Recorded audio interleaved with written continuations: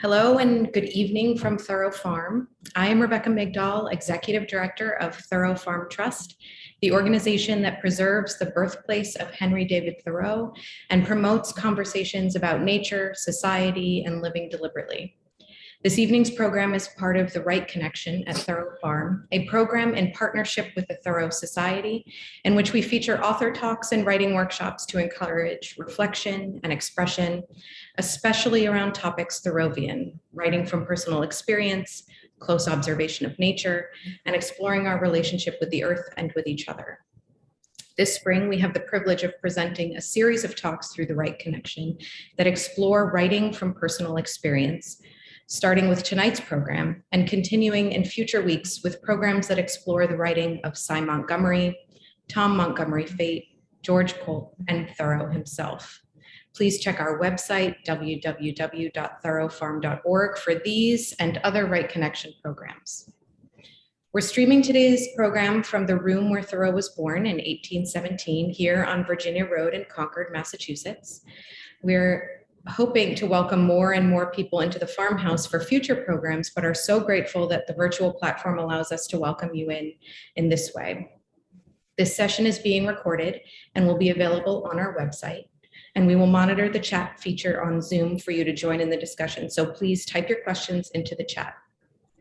Today, we are joined by iconic director, writer, and actor André Gregory, who has been one of the most important forces in the American theater for nearly 40 years. He was one of the original creators of the regional theater movement, the off-Broadway movement in New York, and with his partner Wallace Shawn, the American independent film movement. Tonight, he shares with us his new book, This Is Not My Memoir. Taking the form of a wondrous fever dream, this autobiography of sorts presents fantastic and fantastical recollections from a director who changed theater forever with his Manhattan Project, who once drove a fire truck onto the stage in the middle of opening night, and who has been willingly buried alive. He's joined in conversation by Mike Frederick, Executive Director of the Thoreau Society, who has held that position since 2006 and who has served on several other nonprofit boards.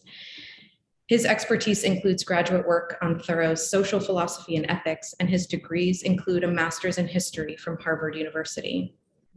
Together, they will explore how the book reflects on the role of the artist in society and how it confronts questions like, what does it mean to create art in a world that often places little value in the process of creating it?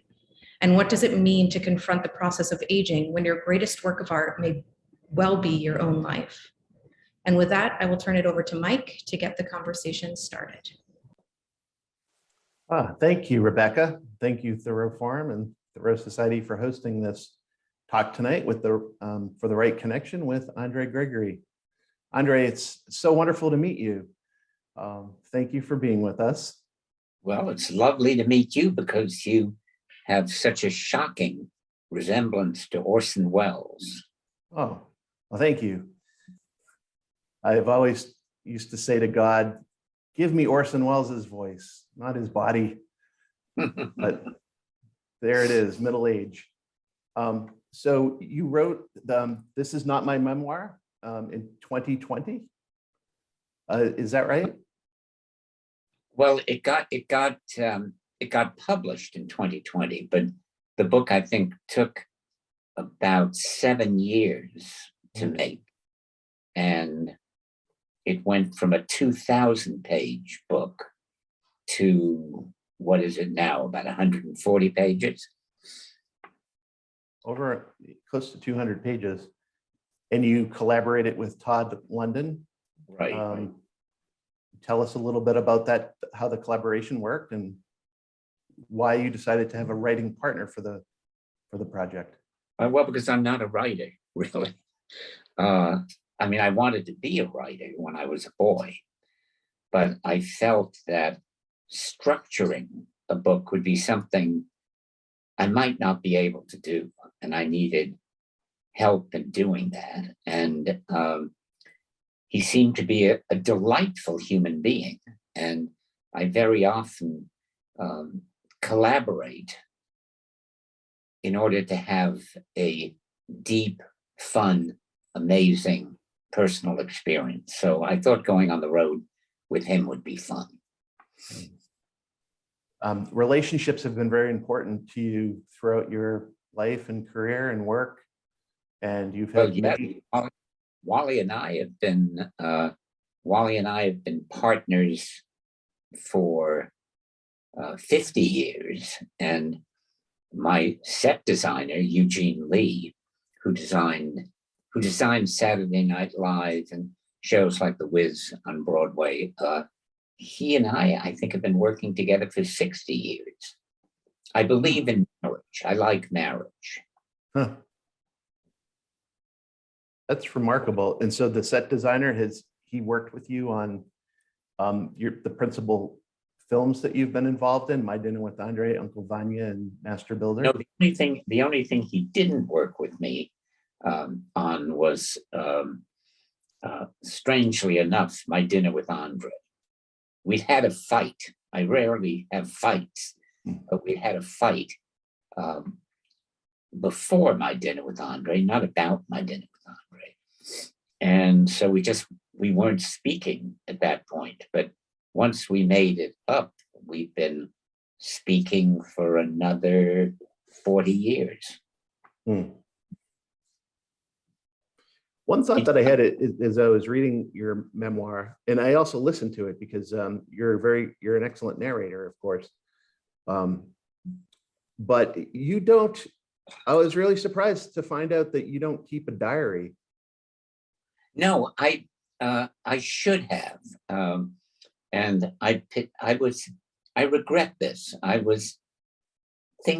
father left Stalinist Russia for Germany, Nazi Germany for France. And so I've been very, very sensitive and attuned to fascism and dictatorships. And I sensed that America was heading to real trouble.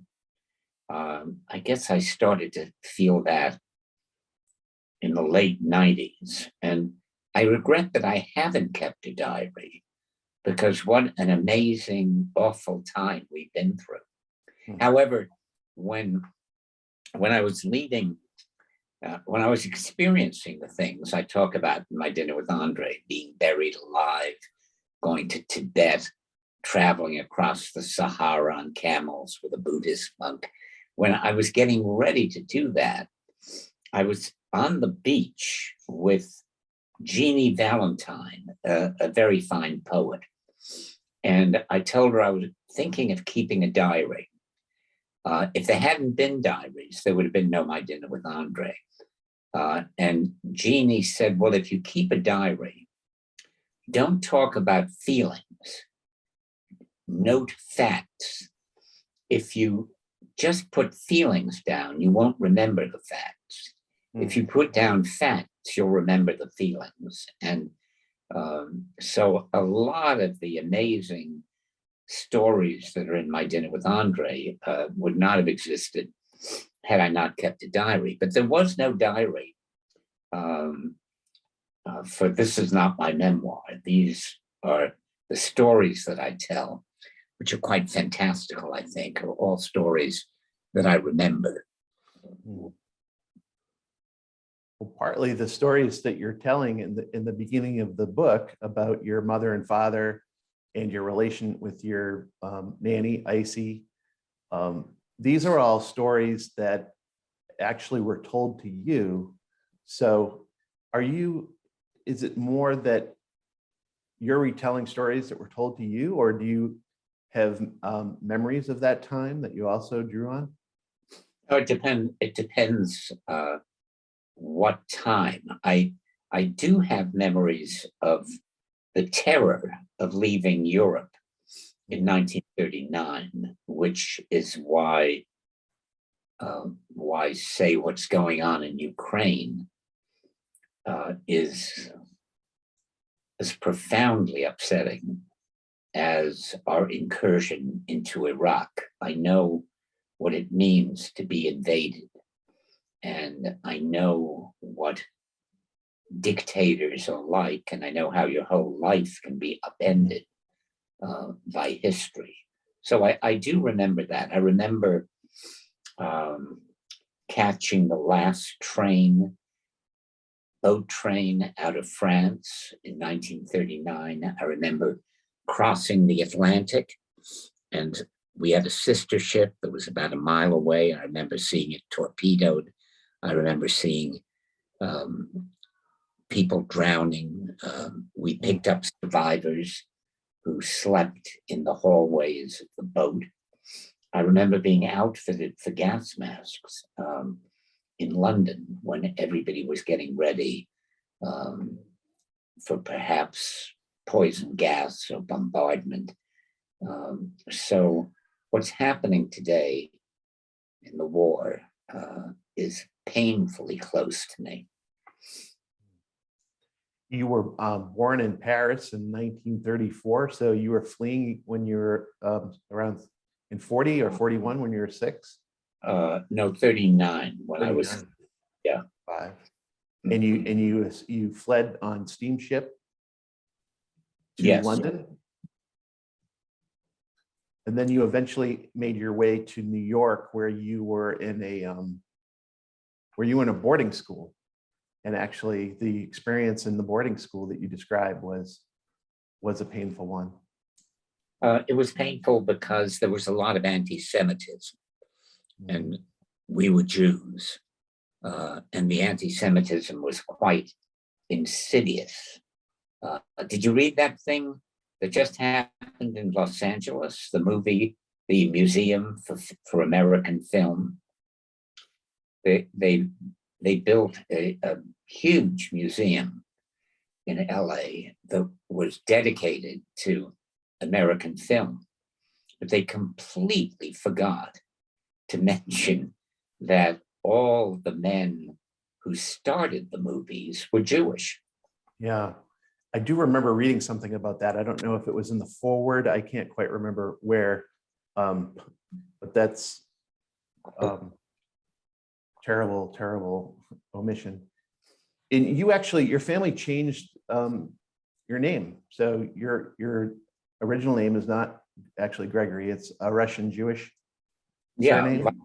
Like Mike Nichols, our names were changed. And the strange thing is that even though our family name was changed, 80 years ago, the name André Gregory still seems very strange to me. Whenever I say André Gregory, I have a feeling I'm talking about someone else. Maybe that's partly the title of the book. This is not my memoir. Well, this is not my memoir. The title of the book, because of course, in a way it is a memoir, was partly because I've never been crazy about those memoirs. You know, I was a drug addict. Here's what I had to do to recover from drug addiction. They always seem incredibly painful. Mm-hmm. I think this is not my memoir. It's a very joyful book. And it's not just a memoir. In a way, it's a story of a man, me, who has great trouble loving, like many men, showing love. Mm. And the process over a lifetime by which he learns to love and finds love. So you could also say it's like a novel. It's not quite like a memoir. Mm. Well, you do have even the 3 stages are in your book, and that's sort of like your work with Alice in Wonderland, Lewis Carroll's book that you did for the stage with your theater group, the Manhattan Project, which you named the Manhattan Project. That was the project in the United States that designed the atomic bombs that were dropped on Hiroshima and Nagasaki. And you named your theater company after that because you were sure that you would bomb. Yeah, we never imagined we would have one of the 2 greatest hits of the 1970s. We were sure it would be a bomb. And also, the dropping of the bomb on Hiroshima for me was a horrific experience as a Jew who, I'm a survivor, really. The fact that we could drop 2 atom bombs on the Japanese people who were already defeated was the beginning of what for me has been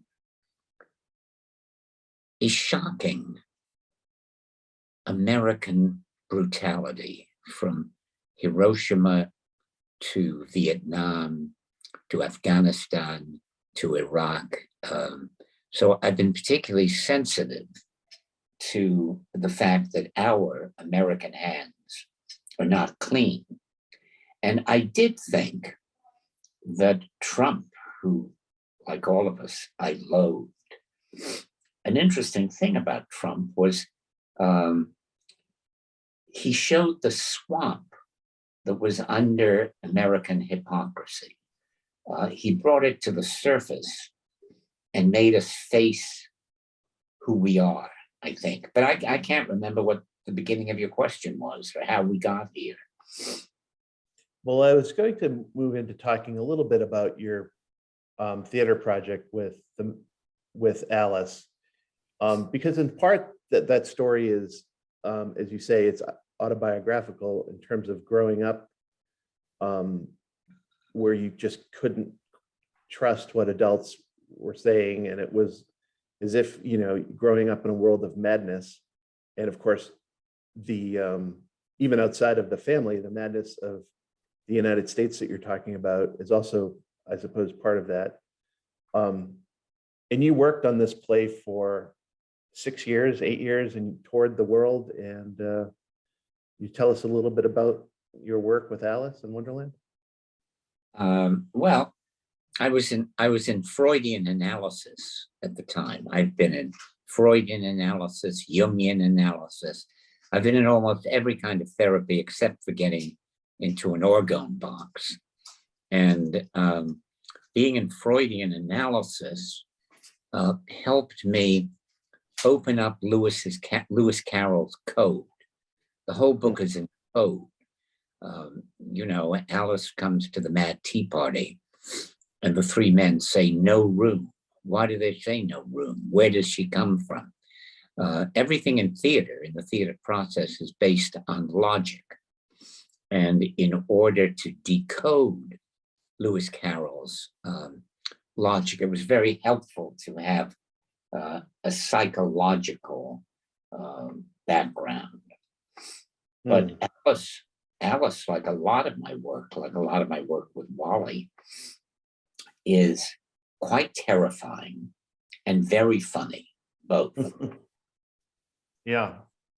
And probably a lot of people in our audience tonight maybe don't realize that with the Alice production, you were putting on the play with 6 actors that acted out all of the parts, and that they did it without stage props, and they did it with their bodies. And they learned this technique, or you brought this technique back with you from Poland, from working with the great Jerzy Grotowski, who in his Poor Theater developed these methods in order to train the body to the point where, what I've watched, they are just the most incredible gymnasts. What little bit you can find on YouTube. Well, what interested me with the challenge of Alice is that I felt that by the 1970s, theater and film were at war with each other, in the sense that theater was trying to be like film, extraordinary sets, lights, but the theater is as different from film as sculpture is from painting. And I wanted to see, what can you do that is as cinematic as film without a movie camera? For instance, the white rabbit appears. He says, "Oh, my ears and whiskers." and he jumps down a hole and Alice follows him. What if there is no hole? How do you get the feeling of Alice plummeting through space when there is no hole? If you have the Queen's croquet, but you have no croquet mallets, no wickets, and you create the croquet balls out of actors and the wickets out of actors, what kind of a croquet game will that be? So we were trying to do everything you could do with a camera without a camera. Oh, very interesting. And that's sort of that's exactly what Robert Bresson is trying not to do in his movies, where he sort of advocates for not making film into theater. But in fact, what you're able to do is just remarkably successful. I guess maybe, as Richard Linklater had said, probably Bresson wouldn't have been happy with bringing theater to film. But you do it quite successfully, not only with Dinner with André, but also with Vanya and Master Builder. And well, see, the heart of all of that, it's the heart of This Is Not My Memoir, is storytelling. And storytelling is very visual. If you're a good storyteller and you're telling a good story, then the reader or the audience can see in each one's own mind what it is that you're describing. So, like in my Dinner with André, we go into a Polish forest, we live in a small castle in the woods. If you don't show that castle, but you just tell the stories about the castle, every single member of the audience or every single reader is given the freedom to imagine for himself or herself. You're not told what to think, what to feel. You become a creator. You create the Polish forest. In my in This Is Not My Memoir, the story of Errol Flynn, and my mother's affair with Errol Flynn, you see it in your mind's eye. So as a reader or a film goer, the experience is not passive. You're not being told what to see, what to feel, what to think. You, each one of you, each reader, each person in the audience is able to imagine for themselves. And that imagining is a creative action. In other words, before we were talking about how one of the main themes of my Dinner with André is wake up, which is one of the central tenets of many spiritual and religious practices. But how do you wake up? So these works, This Is Not My Memoir and my Dinner with André, are allowing you to wake up by seeing the action and imagining what you're seeing. It isn't done for you. You're not a passive. And I really, it's so respectful of the reader or the viewer or the theater goer to allow them that participation in the project, because that means that the reader or the viewer becomes a co-producer of the co-creator of the work. Yeah. And in Walden, Thoreau tells a tale, and it's actually at times, people want to hear a documentary where what exactly happened rather than a tale or a story.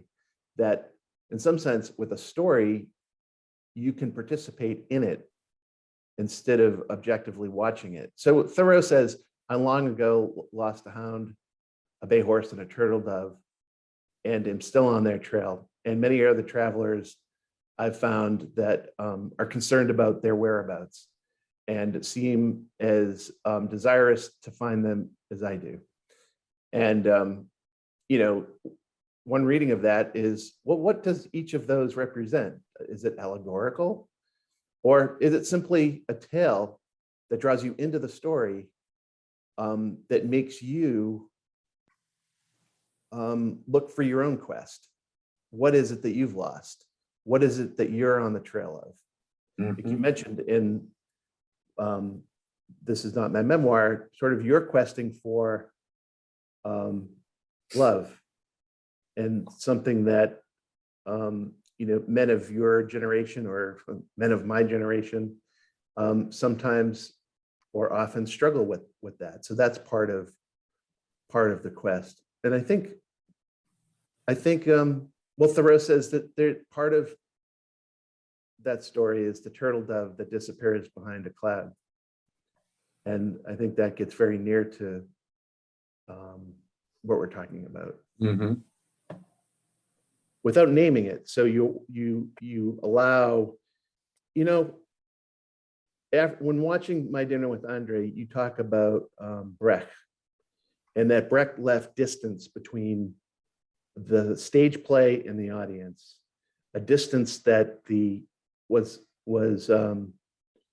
I guess an emotional distance that created objectivity for the audience to experience the play in their own way.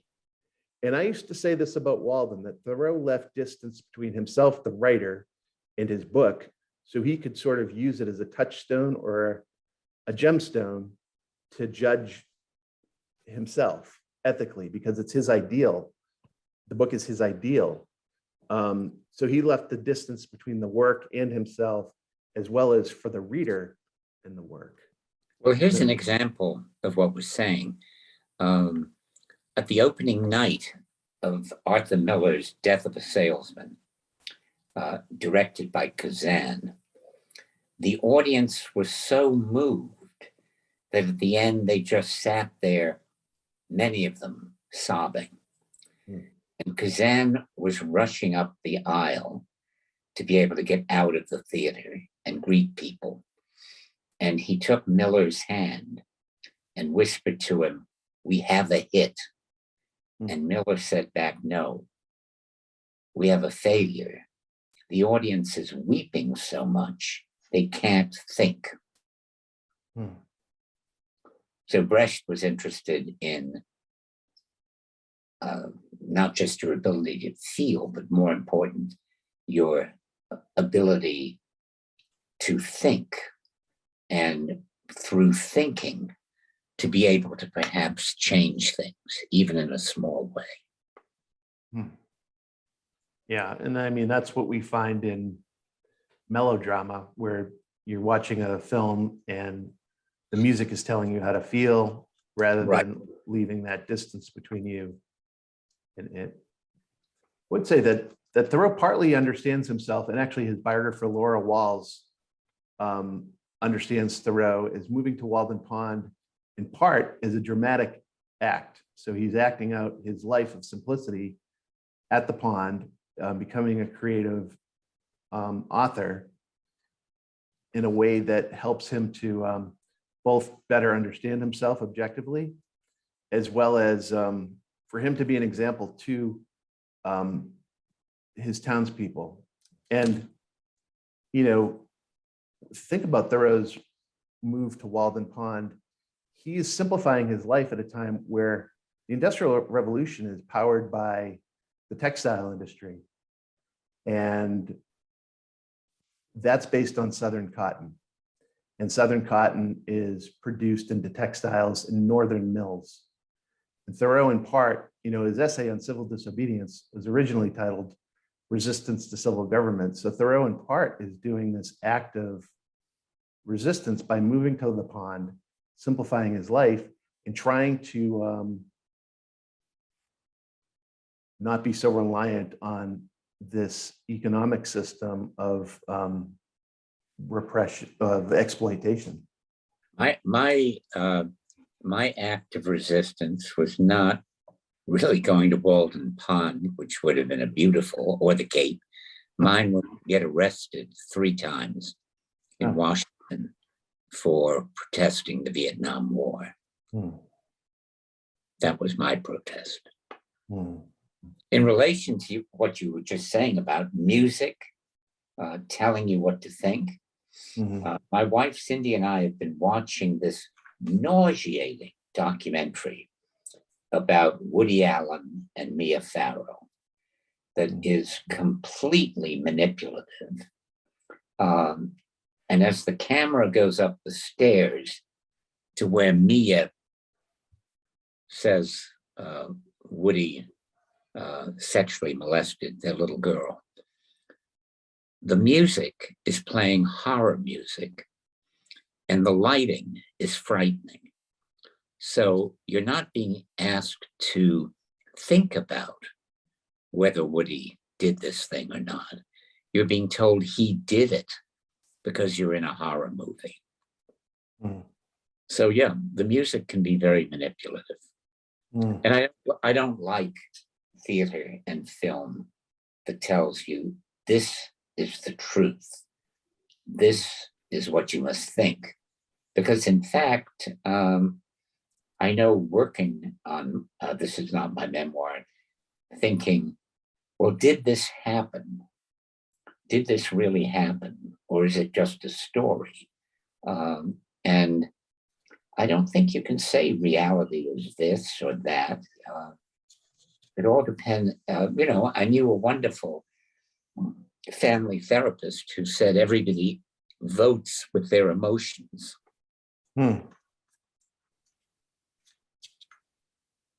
So we like to think that we all know, we know what's going on in Ukraine. What we do know is that people are suffering horrifically. What we don't know is to what degree America is complicit in creating this war. Yeah, well, somehow it's interesting. The Ken Burns documentary on the Vietnam War that I watched a few years ago, my big takeaway from watching that was how active American media was during the Vietnam War. So we had cameras on the ground and we had foreign correspondents, and they were reporting on the war nightly. Yeah, we don't have. And since then, yeah, we no longer have that. And it's a, you know, that is one of the tragedies of the fallout of the Vietnam War. So so after My Dinner with André, it's interesting that in some ways, and you talk about this in My Dinner with André, you go through a sort of a dark phase of 12 years where you're running off to Tibet or the Polish forest, and you drop out of the theater and you start collaborating with Wally Shawn, who starts, I guess you were at NYU and you start recording your conversations, which eventually becomes the screenplay of My Dinner with André. But I'd actually like to sort of fast forward beyond that. The next project that you and Wally did together was Uncle Vanya, based on, actually, it was Chekhov's Uncle Vanya, and your film was called Vanya on 42nd Street. And you, again, collaborated with the great film director, Louis Malle. Can you tell us what sort of led you to that project? Oh, that's such a long story that all I can say is, read This Is Not My Memoir. It's all in there. You can get the whole story in there. But I loved Louis as a director because, unlike, say, directors like Godard or Fellini, who are directors whose work I love, Louis didn't have a fixed style or a fixed kind of work that he liked to do. Each film went in a new direction where his heart led him. And that was all. That's also been true of me. You would never imagine that the guy who directed Wally's The Designated Mourner would have directed Alice in Wonderland. You can't believe the two guys are the same. But I was different. 20 years passed. I was a different person. My concerns were different. And if I went with my heart, I would go in a different direction with my work. Hmm. And then I love Also, to think I should also point out that Louis would be a perfect director for Vanya on 42nd Street, because he was a great director of fiction, but he was also a great documentarian. Now, of course, when you see My Dinner with André, you think you're seeing a documentary. You think you're seeing two guys improvising. But in fact, as you probably know, Wally and I rehearsed for 9 years. There's not a single moment of the movie that's improvised. And every word of the script was something we had fine-honed over years. So it's a false documentary, just as This Is Not My Memoir is a false memoir. And the Uncle Vanya is actually a documentary, because the Vanya and 42nd Street is sort of a documentary of a film rehearsal in part. I mean, I say that because the film was made quickly, wasn't it? In 12 days. We Yeah. shot it in 12 days. But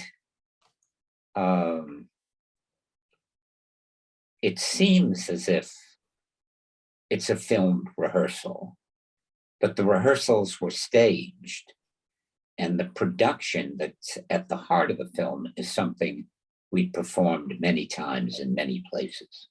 Mm-hmm. So it's a trick. It makes you think it's a documentary, but it isn't. Hmm.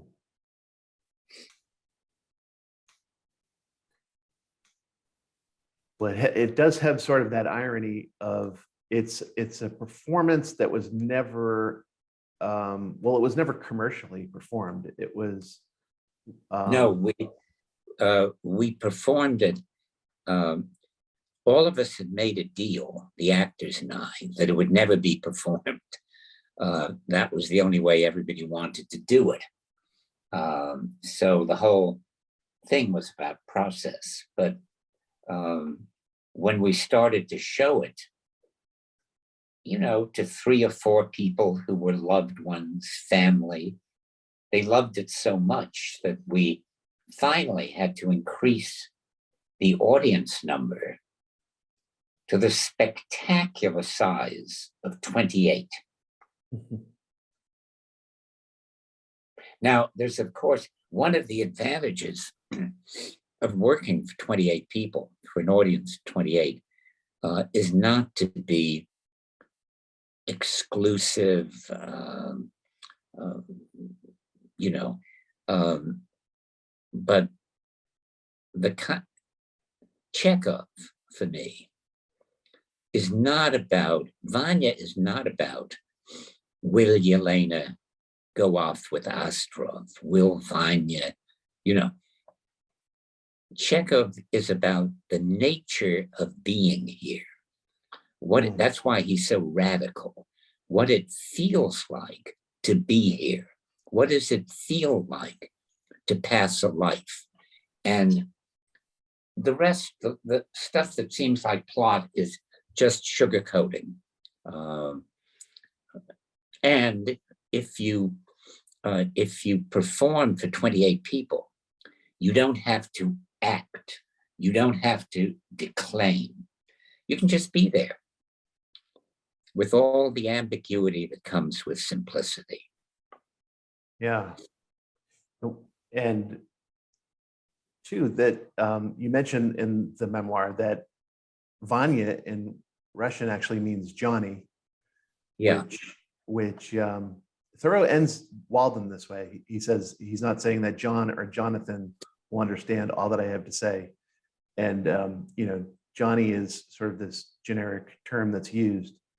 But the tie-in with Chekhov and the way you talk about Uncle Vanya is that Thoreau really talks about the importance of not living for what's unattainable, but rather, and not living somebody else's life, but rather finding yourself in your own circumstances and living that life. yeah. Grotowski was once asked by an actor, what should I think he was asking, I'm not sure that I'll be successful.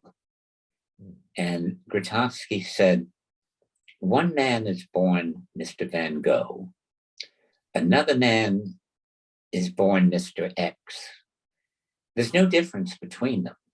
It's simply that Mr. Van Gogh has to live the life of Mr. Van Gogh, and Mr. X has to live the life of Mr. X. We can't fantasize about what we'd like. Vanya is constantly complaining.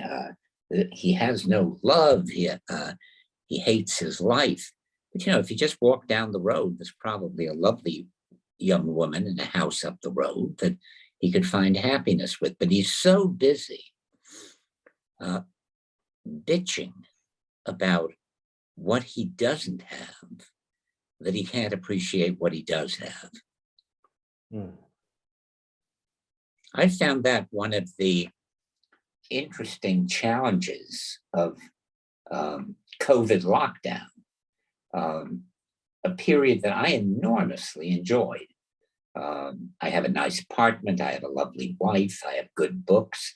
So instead of complaining about not being able to go to Paris for a trip or not being able to go to the theater, I simply tried to really enjoy what I have, which is quite a treasure if you open your eyes and look. We're so often taught to emulate, find somebody who's successful and emulate them. And this, I think, is part of what gets people off track and moving towards what's not attainable, but it gets them off of their track. And how is it do you have advice? How do you keep on your own track? How do you know what it is and how do you maintain it? What do you mean by my own track? Well, that we're talking about, Uncle Vanya is about people who are disappointed with their lives, but because they imagine themselves in other circumstances than their actual circumstances. Yeah, the doctor, Astrov, says to Vanya something like, oh, get off it. This that you're living is your life.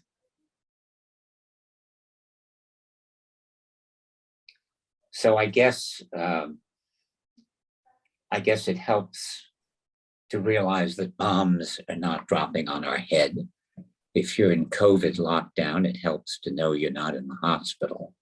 And very often we're surrounded by such a treasure, a bountiful treasure. If only, as Christ said, we have eyes to see and ears to hear. I have 2 cats. I adore my 2 cats. And, they're only looking at what's in front of them. They're not worrying about the next meal unless they're hungry.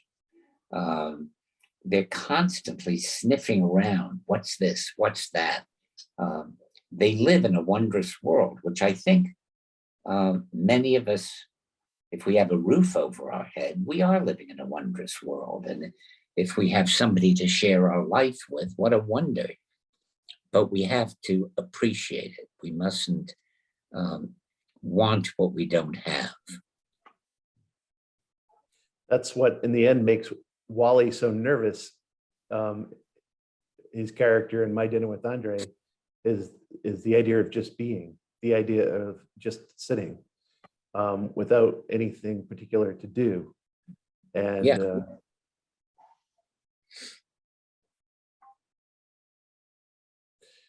I guess during COVID, we've learned how to do that. It's been forced.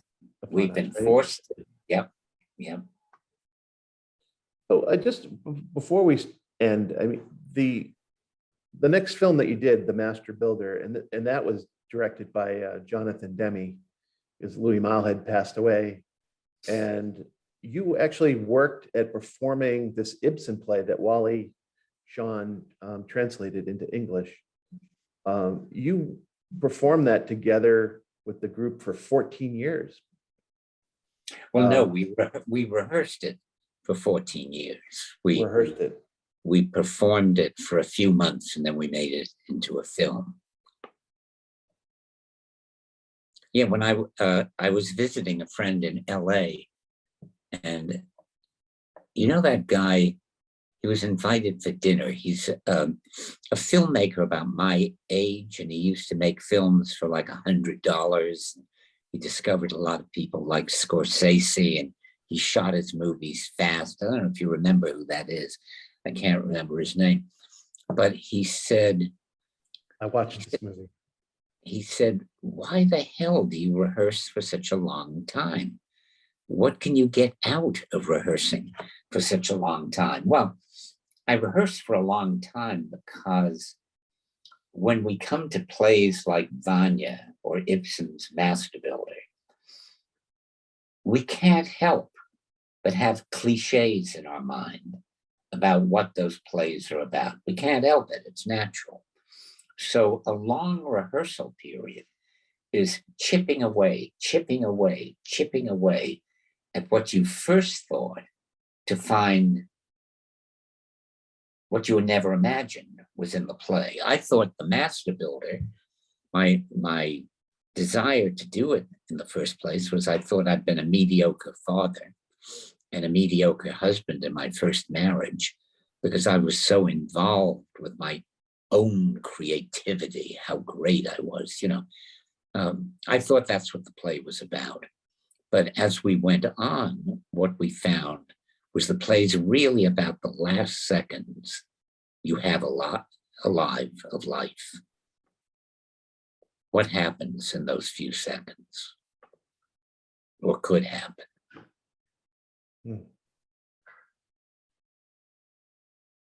That's the moment where your entire life flashes before your eyes. Yeah. Thoreau says that you know, he went to the woods because he wished to live deliberately, to front only as the essential facts of life, and so not when he came to the end, discovered that he had not lived. Mm-hmm. And same with Peer Gynt.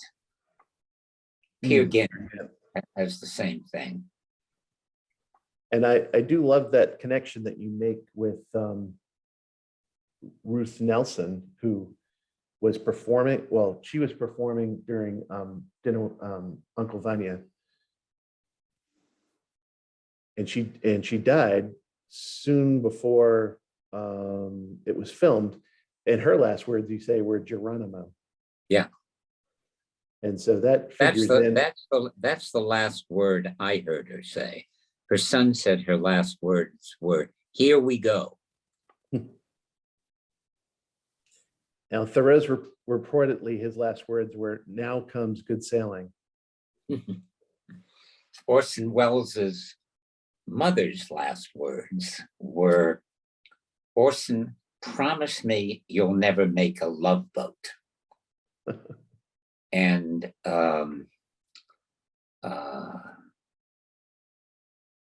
who was that wonderful?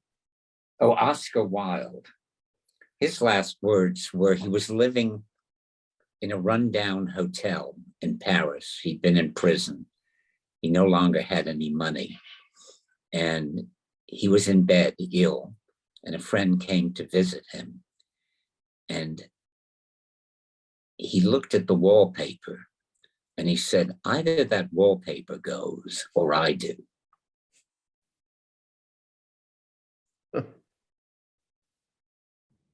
I'm going to jump in, if you don't mind. We've got a few questions coming in from the audience that I'm also eager to hear the answers about. So folks are curious to hear a little bit about your other work as an actor in films like The Mosquito Coast and shows like The Young Pope.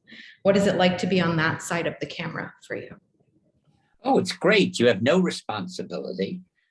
You're not responsible for a whole cast and raising money, and you're just doing your own job. And I was very lucky to work with Martin Scorsese in The Last Temptation of Christ. And I think the role of John the Baptist was probably the best acting I'd done since my dinner with André. It's fun.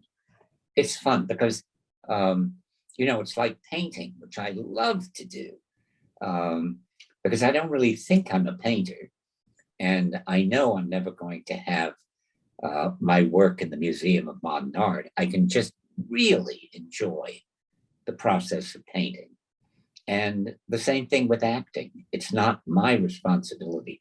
My only responsibility is to have fun, and I love it.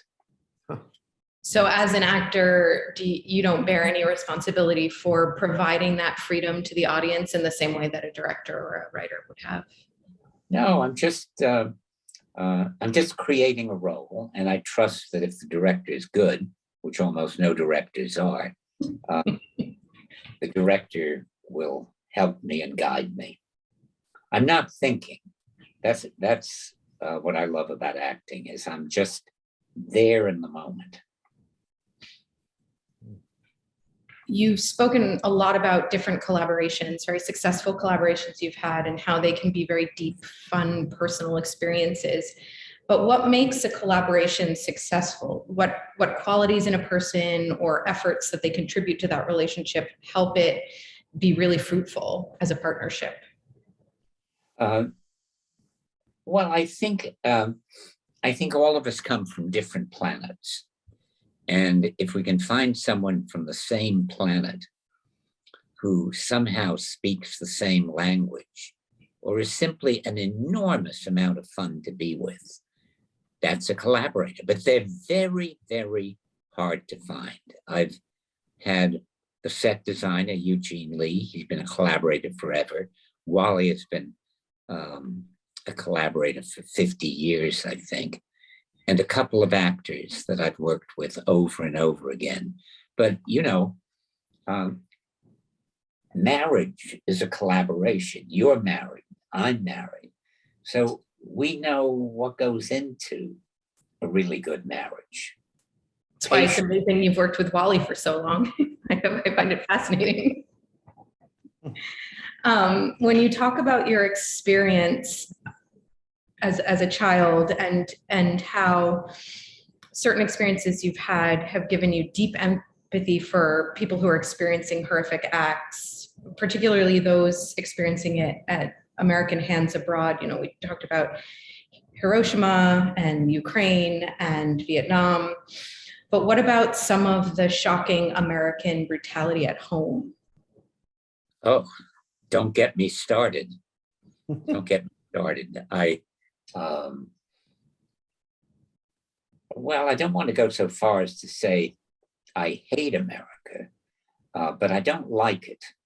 And somebody could easily say to me, well, they do the same thing in France. There's racism in France. I can't do anything about France, but I might be able to about America. And it's more upsetting when it's American. I mean, I was absolutely shocked that lynching about a week ago was finally called a hate crime. It's appeared before Congress and the Senate every single year for 100 years and hasn't made it.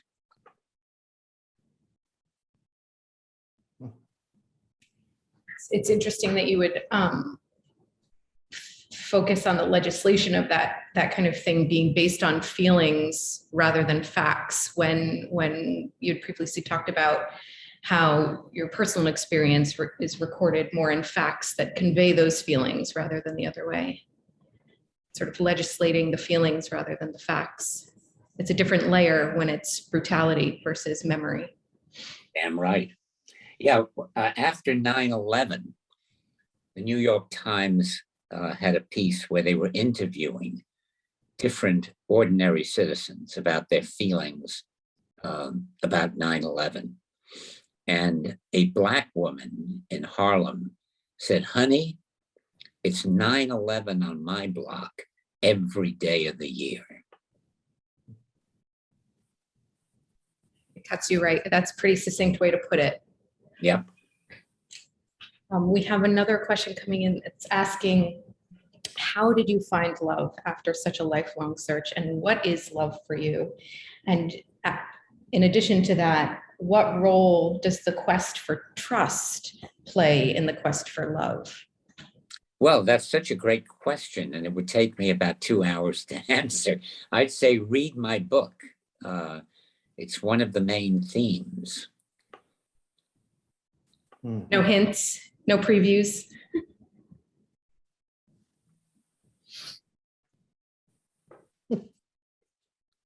Well, I think that's a great question to end on, and I highly recommend reading This Is Not My Memoir by André Gregory.